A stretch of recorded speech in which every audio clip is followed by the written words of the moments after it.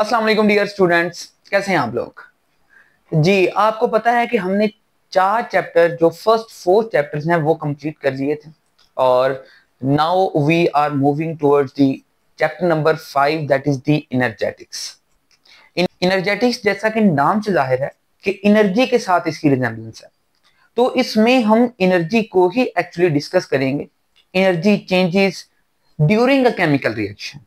Actually हम chemistry में deal करते हैं chemical reaction, chemical changes, chemical substances और उसमें इन्वॉल्व होने वाली टाइप्स जो एनर्जी की हैं वो, और एनर्जी किस तरह इंक्रीज होती है, डिक्रीज होती है, कि एनर्जी किस तरह चेंज होती है from one form to another form, ये सारी चीजें हम डिस्कस करेंगे। एनर्जेटिक्स एक ब्रांच ही है केमिस्ट्री की, और इस ब्रांच की सबसे पहले डेफिनेशन, बेटा शुरू वाले पैराग्राफ में इसकी डेफिनेशन नहीं लिखी, सेकंड पैराग्राफ में बुक में इसकी डेफिनेशन लिखी हुई है।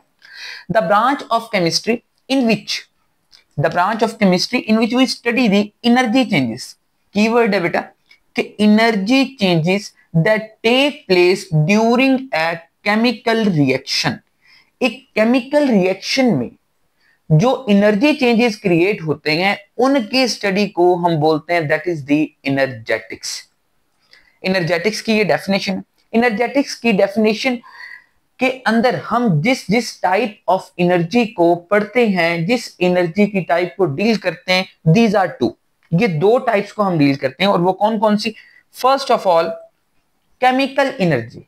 केमिकल एनर्जी जैसे कि नाम से कोई ना कोई केमिकल होगा, कोई ना कोई सॉल्यूशन, कोई इलेक्ट्रोलाइट, कोई ऐसी चीज होगी जिसमें मॉलिक्यूलर फॉर्म में मौजूद होंगी सब्सटेंसेस। अब केमिकल एनर्जी की डेफिनेशन लिखी हुई है, this energy is stored in a molecule. ये मॉलिक्यूल में स्टोर होती हैं, in which atoms are bonded to each other, जिसमें एटम्स जुड़े होते हैं। अब ये बेटा समझने वाली चीज है कि किस तरह एक मॉलिक्यूल में एनर्जी स्टोर होती है। इन केस अगर मैं एक मॉलिक्यूल बना देता हूं कि वाटर है हमारे पास H2O। वाटर में देखें तो दो कोवलेंट बॉन्ड मौजूद हैं, और वो कौन कौन से, एक हाइड्रोजन ऑक्सीजन के दरमियान ये, और एक ये दो कोवलेंट बॉन्ड मौजूद हैं। अब दोनों कोवलेंट बॉन्ड के अंदर एनर्जी बेटा स्टोर होती है। एक प्रोसेस याद रखिएगा कि जब भी कोई बॉन्ड फॉर्म होता है, जब भी कोई बॉन्ड बनता है तो एनर्जी जो है वो रिलीज होती है, और जब भी कोई बॉन्ड टूटता है तो बॉन्ड तोड़ने के लिए एनर्जी रिक्वायर्ड होती है, एनर्जी एब्जॉर्ब होती है। अब इस बॉन्ड को अगर तोड़ना है तो एनर्जी एब्जॉर्ब होगी, और अगर ये बॉन्ड फॉर्मेशन हुई है, बॉन्ड फॉर्मेशन मतलब दो आयंस हैं H पॉजिटिव और OH नेगेटिव, ये आपस में मिले हैं तो एनर्जी रिलीज होगी।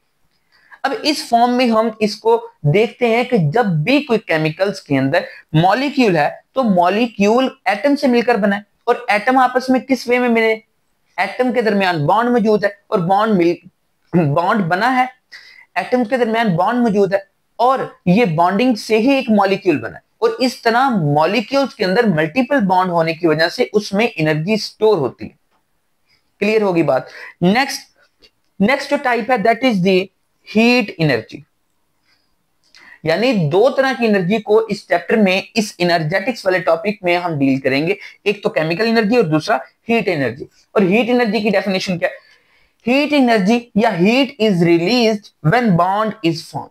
जब बॉन्ड फॉर्म होते हैं तो एनर्जी क्या होती है, हीट एनर्जी रिलीज होती है। And absorbed when bond is broken, और एब्जॉर्ब होती है जब बॉन्ड को ब्रेक किया जाता है। तो ये हीट एनर्जी की, इसमें ये तीनों डेफिनेशन, ये तीनों शॉर्ट क्वेश्चन के लिए इंपॉर्टेंट है, लॉन्ग क्वेश्चन अभी तक नहीं है इसमें। नेक्स्ट अगर बात करें तो इसके टाइप्स ऑफ रिएक्शन के कौन कौन से केमिकल रिएक्शन को डील करते हैं। हमने ऊपर तो पढ़ लिया कि the branch of chemistry in which we study the energy changes that take place during a chemical reaction. अब ये केमिकल रिएक्शन कौन कौन से, ये केमिकल रिएक्शन की दो टाइप्स हम पढ़ेंगे on the basis of energy. ये types on the basis of energy है बेटा, on the basis of energy. ये एनर्जी की बेसिस पर टाइप है, और एनर्जी की बेस पे हमारे पास दो टाइप के रिएक्शन होते हैं। फर्स्ट वन इज एक्सोथर्मिक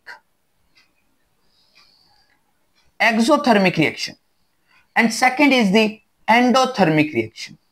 दोनों बेटा बहुत इंपॉर्टेंट रिएक्शन है, आगे जाकर हम इनकी एक्सप्लेनेशन पढ़ेंगे और डिटेल में पढ़ेंगे और इसके टाइप्स पढ़ेंगे, इसके अंदर इन्वॉल्व होने वाला मैकेनिज्म वो पढ़ेंगे।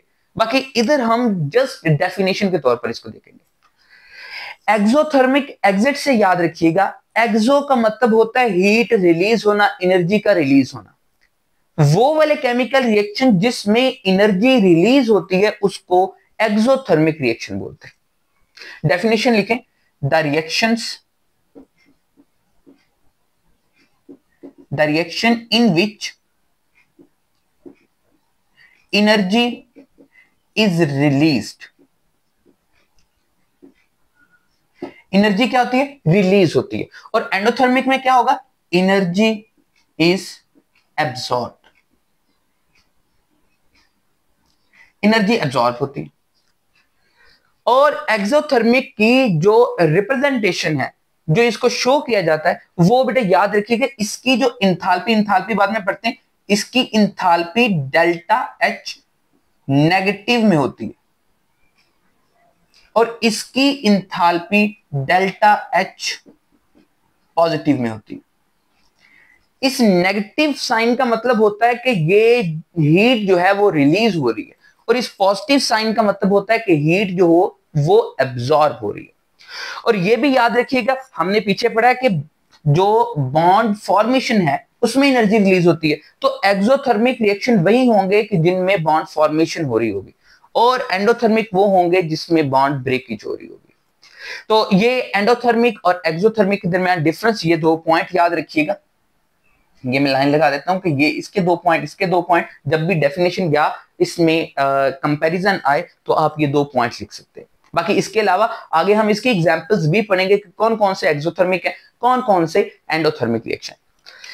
नेक्स्ट जो डेफिनेशन, इंथाल्पी ऑफ रिएक्शन। किसी भी चीज के बारे में, किसी भी रिएक्शन के बारे में हम दो चीजें जो लाजमी डिस्कस करते हैं, एनर्जी रिलीज होना, एनर्जी एब्जॉर्ब होना। एनर्जी उसकी डिस्कस करते हैं कि एक केमिकल रिएक्शन हुआ है, रिएक्टेंट प्रोडक्ट में चेंज हुई है, एनर्जी रिलीज हुई है या एब्जॉर्ब हुई है। अगर एनर्जी रिलीज हुई है वो एक्सोथर्मिक, एनर्जी एब्जॉर्ब हुई है एंडोथर्मिक है।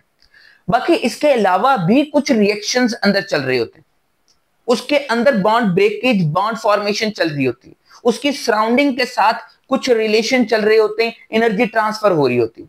लेकिन ओवरऑल एक टर्म यूज की जाती है, दैट इज द एंथैल्पी। और एंथैल्पी की डेफिनेशन क्या है? Total amount of thermal energy stored in a compound. किसी भी कंपाउंड की जो एंथैल्पी है वो क्या होती है बेटा, कि एक कंपाउंड के अंदर जितनी थर्मल एनर्जी को हीट एनर्जी भी बोल सकते हैं, कि कितनी थर्मल एनर्जी उसके अंदर स्टोर्ड है, वो सारी की सारी अमाउंट ऑफ एनर्जी को हम क्या बोलते हैं? एंथैल्पी बोलते हैं। ऑफ ए कंपाउंड, एक कंपाउंड की भी बोल सकते हैं एंथैल्पी, एक केमिकल रिएक्शन की भी एंथैल्पी बोल सकते हैं कि उसके अंदर टोटल हीट कंटेंट क्या है। अब ये कि इसके साथ आप ये भी लिख सकते हैं कि टोटल हीट कंटेंट भी आप बोल सकते हैं। और हीट कंटेंट क्या होगा? थर्मल एनर्जी ही होगी। हीट कंटेंट क्या है? ये thermal energy. Total heat content of the reaction is called enthalpy. इसकी ये भी डेफिनेशन हो सकती है। नेक्स्ट इसके यूनिट की बात करें तो क्योंकि एक टाइप ऑफ एनर्जी है, एक पैरामीटर है, और एनर्जी का यूनिट हम जो केमिस्ट्री में डील करते हैं दैट इज द किलो जॉल पर मोल। के for kilo, J for जॉल, and पर मोल, मोल के ऊपर -1, किलो जॉल पर मोल। इसको इस तरह भी आप लिख सकते हैं कि किलो जॉल पर मोल। ठीक है, तो ये इसका यूनिट है, ये इसकी डेफिनेशन, इसका यूनिट। अगर वो शॉर्ट क्वेश्चन पूछे दोनों चीजें आपने लिखनी है। नेक्स्ट ना एक छोटे से बॉक्स में जिक्र किया है एक साइंटिस्ट का, that is the Thomas young. Thomas young ये फर्स्ट साइंटिस्ट था जिसने आकर एनर्जी की टर्म यूज की थी। एनर्जी जो वर्ड यूज किया था सबसे पहले वो थॉमस यंग ने किया था, और इसने बताया था कि केमिकल रिएक्शन में ये जो हीट है, ये जो बॉन्ड ब्रेकेज, बॉन्ड फॉर्मेशन से चेंजेस क्रिएट होते हैं, उसके पीछे एक ही चीज है, दैट इज द एनर्जी। और ये वर्ड उसने यूज किया था, और तब से इस पे रिसर्च शुरू हुई और ये सारी चीजें डेवलप हो गई। नेक्स्ट पॉइंट एक लिखा हुआ है, डेफिनेशन लिखिए, थर्मोडायनेमिक्स।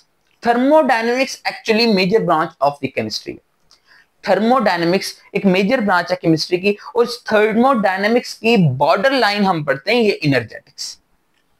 यानी थर्मोडायनेमिक्स एक वास्ट टॉपिक है और उसके अंदर एक पॉइंट हम पढ़ते हैं इनर्जेटिक्स का। थर्मोडायनेमिक्स की अगर डेफिनेशन पढ़ें, energy changes during a chemical reaction, एक केमिकल रिएक्शन में चेंज होने वाली एनर्जी, जो कि हमने एनर्जेटिक्स में पढ़ा। लेकिन डिफरेंस क्या? डिफरेंस ये कि उस केमिकल रिएक्शन में जो एनर्जी चेंजेस हुए, उस एनर्जी चेंजेस की वजह से क्या क्या इफेक्ट होगा, यानी उस चेंजेस के, उस एनर्जी चेंजेस के effect properties of a system के कौन कौन सी प्रॉपर्टीज को ये डिस्टर्ब करेगा, वो हम जिस ब्रांच में पढ़ते हैं, जिस वास्ट एरिया में पढ़ते हैं, दैट इज द थर्मोडायनेमिक्स। और थर्मोडायनेमिक्स एक वास्ट टॉपिक है और उसकी बॉर्डर लाइन पर हम एनर्जेटिक्स डिस्कस करते हैं। ये बुक में लाइन लिखी हुई है और इसकी डेफिनेशन प्रॉपर याद करनी है कि थर्मोडायनेमिक्स की क्या डेफिनेशन है, और ये शॉर्ट क्वेश्चन पूछ भी सकता है। तो ये बेटा आज का जो लेक्चर है, इसमें जस्ट हमने डेफिनेशंस पढ़ी हैं। और डेफिनेशंस कौन सी? सबसे पहले एनर्जेटिक्स की, देन दो टाइप की एनर्जी इसमें पढ़ते हैं, एक हीट एनर्जी है और एक केमिकल एनर्जी है। उसके बाद हमने type of reaction on the basis of energy देखे, एक्सोथर्मिक, एंडोथर्मिक, देन इंथाल्पी, और इंथाल्पी के बाद थर्मोडायनेमिक्स की डेफिनेशन। जी, तो कोई भी बेटा कंफ्यूजन हो, कोई भी प्रॉब्लम हो, कोई चीज समझ ना आई हो, या कोई डेफिनेशन स्किप हो गई हो, तो लाजमी मेंशन कीजिएगा, मैं इंशाल्लाह लाजमी उसको सॉल्व करूंगा। थैंक यू सो मच बेटा, दुआओं में याद रखिएगा। खुदा हाफिज।